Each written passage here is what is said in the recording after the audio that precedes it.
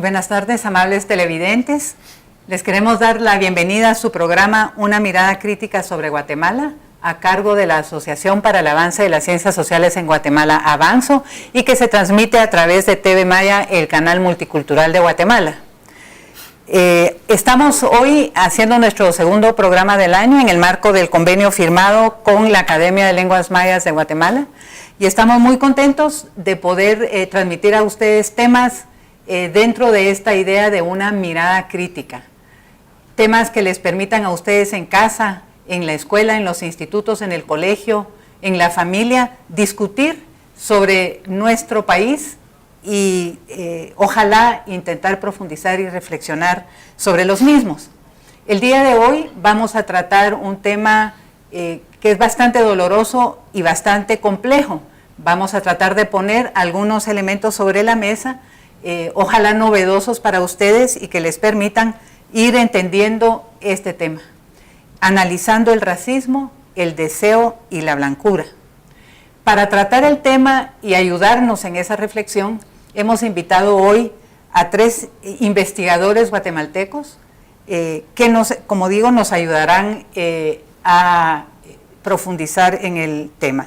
Nos acompañan entonces Andrea Toc. Andrea es politóloga e investigadora en Avanzo. También está con nosotros Marco Antonio Chivalán. Él es filósofo e investigador también en Avanzo.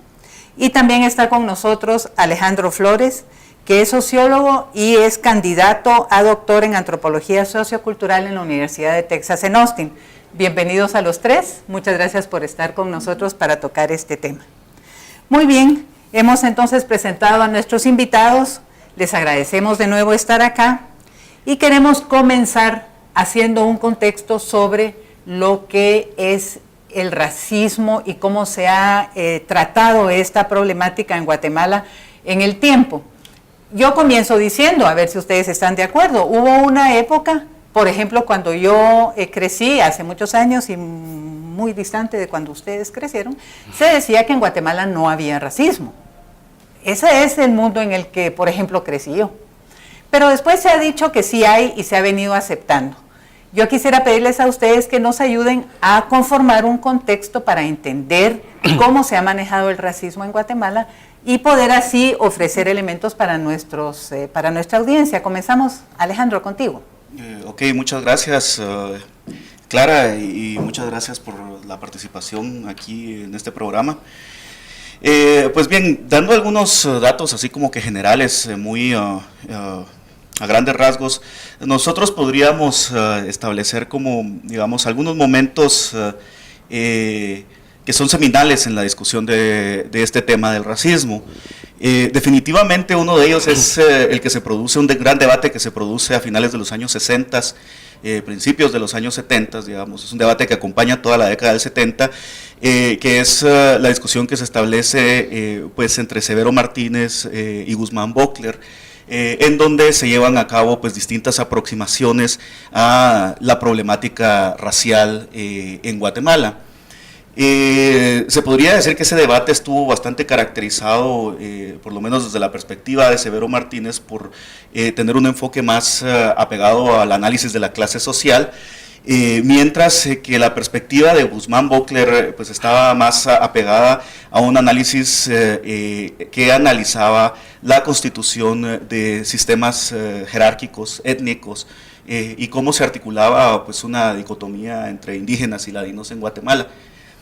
En ese sentido yo creo que es algo que sucedió solo en las esferas académicas, muy reducidas en aquella época.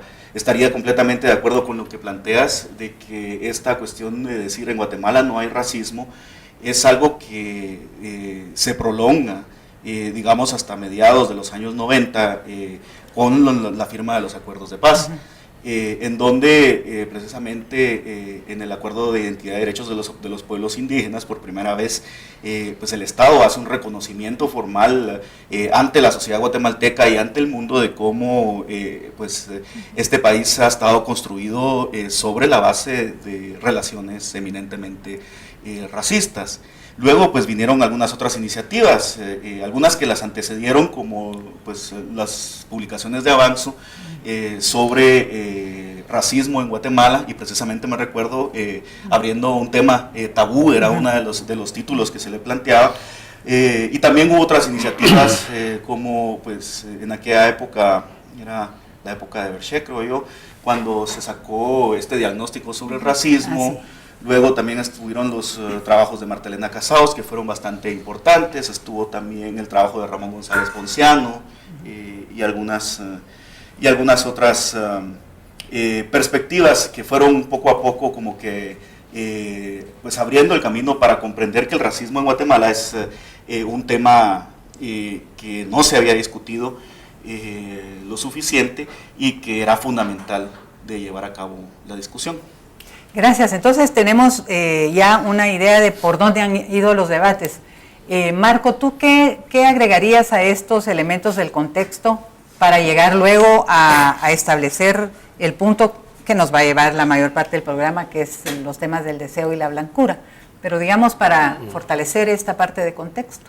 Sí, yo lo que pienso es que ha habido como un debate en torno a, o sea, lo que ha sucedido es que muchas veces se ha pensado que el racismo es como una cuestión que polariza a la sociedad, o sea, de algún modo, o sea, que es como, entonces de ahí surge como la idea del víctima y del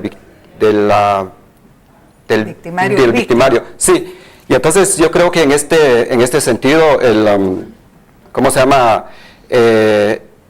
Plantear el racismo únicamente en esta bipolaridad o en esta polarización de la sociedad, creo que no permite como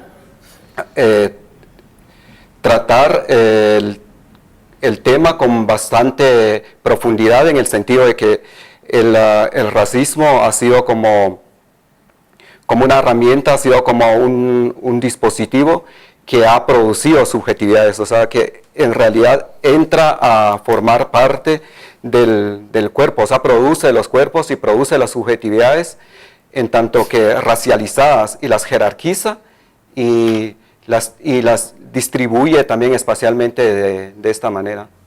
Cuando, solo para aclarar un asunto, Marco, cuando tú dices la polarización, estás refiriéndote, por ejemplo, a esto que decía Alejandro, indio-ladino. Digamos, ese tipo, eso es a lo que tú te refieres cuando dices polarización. Sí, es este tipo de polarización indio-ladino, en el sentido en que entonces surge como o sea, pareciera que ser racista no solamente se da solamente puede surgir desde un polo, cuando realmente lo que pasa es que el racismo está mucho más penetrado en toda la sociedad. El punto fundamental tuyo entonces es que no son cosas que suceden en los polos, ¿verdad? Sino que es algo más extendido y que puede tener diversas manifestaciones. Y lo que nos decía Andrea, lo que nos decía Marco, se refiere a los cuerpos. Él introdujo esta idea de los cuerpos. ¿Tú podrías decirnos un poco más? Sí, un poco también como dejando por un lado tal vez los debates académicos y hablando sobre cómo había empezado de las cosas que ocurren en la cotidianidad y cómo normalmente se entiende el racismo en esa polaridad, y únicamente como una cuestión de discriminación también.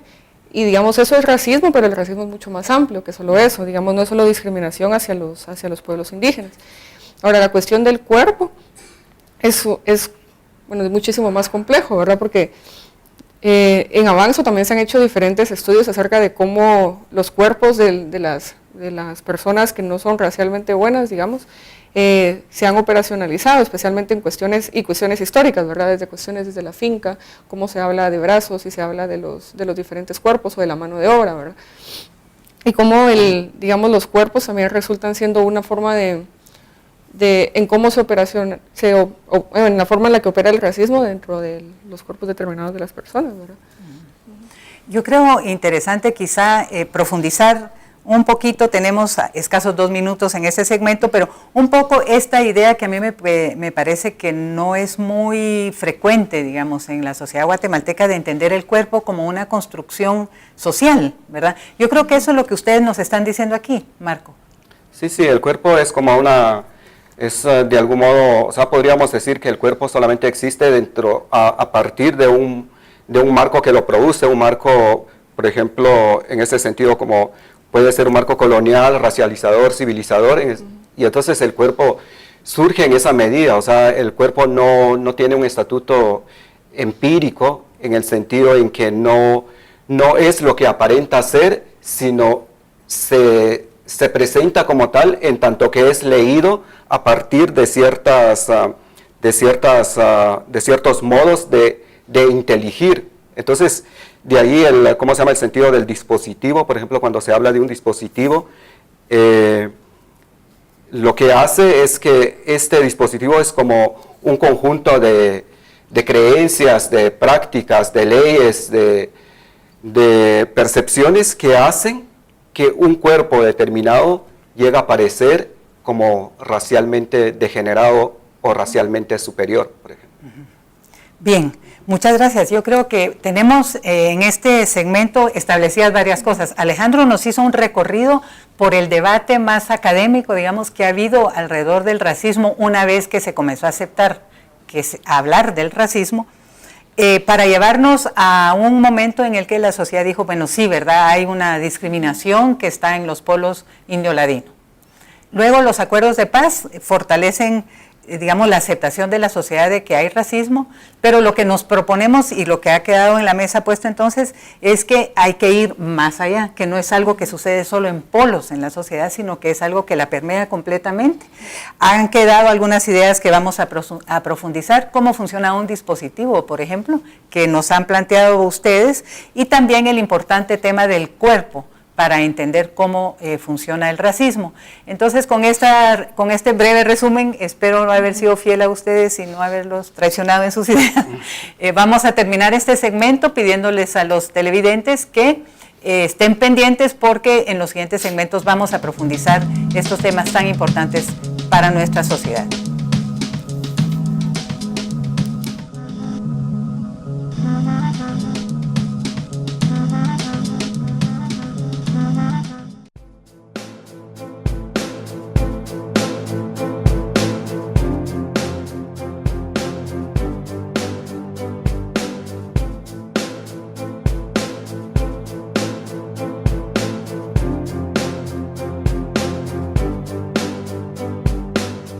La Universidad Rafael Andívar, por medio del curso Televisión Alternativa, de la carrera de Ciencias de la Comunicación de la Facultad de Comunicación, implementa la producción de material educativo y de concientización sobre diversidad, racismo, discriminación y prejuicios acerca de la diversidad cultural. Los documentales, videos educativos, videos expresivos y spot tuvieron el acompañamiento de la Comisión Presidencial contra la Discriminación y el Racismo contra los Pueblos Indígenas de Guatemala, CODISRA. Me llaman Nombeti. Chonsalayas kami un se chila betitinan. Kauyela leyes kami langan kokach ni kahke bail boya y bail solan ma de chegati. Realmente la CODISRA pues se siente muy satisfecha con este trabajo que se ha hecho de manera coordinada con la Universidad Rafael Andívar, precisamente porque uno de los grandes aportes es que pone en perspectiva la óptica que tienen los jóvenes de las ciencias de comunicación de aquí de la Universidad Rafael Andívar respecto a este mal que se da en nuestro país, que es la discriminación y el racismo. La CODISRA, obviamente, su aporte consistió en dar el asesoramiento y algunos elementos que van direccionados a que este material pueda ser lo mejor posible para que pueda ser visto y utilizado en los centros educativos, porque una de nuestras visiones como CODISRA es justamente los procesos de sensibilización y formación para evitar la reproducción del racismo y discriminación en los centros educativos. Por eso para nosotros esto es de importancia y estaría dispuesto la CODISRA obviamente a generar un proceso de coordinación posterior para que se convierta en una campaña de sensibilización para la población guatemalteca que pone en perspectiva la importancia de la diversidad cultural como un elemento importante para la eliminación del racismo y la discriminación en nuestro país. Uno de los materiales visualizados y muy aceptados por los presentes fue el video educativo llamado Borremos el racismo. Las integrantes de esta producción nos hablan de la experiencia de la realización y objetivo. Básicamente el objetivo del video fue mostrar mediante un audiovisual que en la cotidianidad también existe racismo y discriminación en nuestro lenguaje y en nuestras acciones. Casi los 5 meses que estuvimos en el semestre, primero pues teníamos otra idea, luego investigando y luego pues ya vinimos a la universidad a producir el video y sí, fueron 5 meses. Escogimos el tema de discriminación, pues es un tema muy complejo, muy complicado, pero es necesario tomarlo en la sociedad y educar a la gente. Y pues lo fácil de hacer el video fue escoger qué se iba a decir, porque realmente vivimos en una sociedad que está plagada de racismo, y lo difícil fue escribirlo, porque ya es parte de nosotros decirlo, pero escribirlo y analizarlo y ver lo que está pasando es lo duro. Y pues nuestro mensaje como grupo para toda la sociedad, específicamente para los jóvenes, es que tenemos que hacer algo que está en nuestras manos, cambiar nuestra forma de pensar y nuestra forma de hablar específicamente, y que tenemos que respetarnos entre todos para tener una mejor sociedad. La TV Maya, el canal multicultural de Guatemala, con imágenes de César Bellón, Angélica Hernández.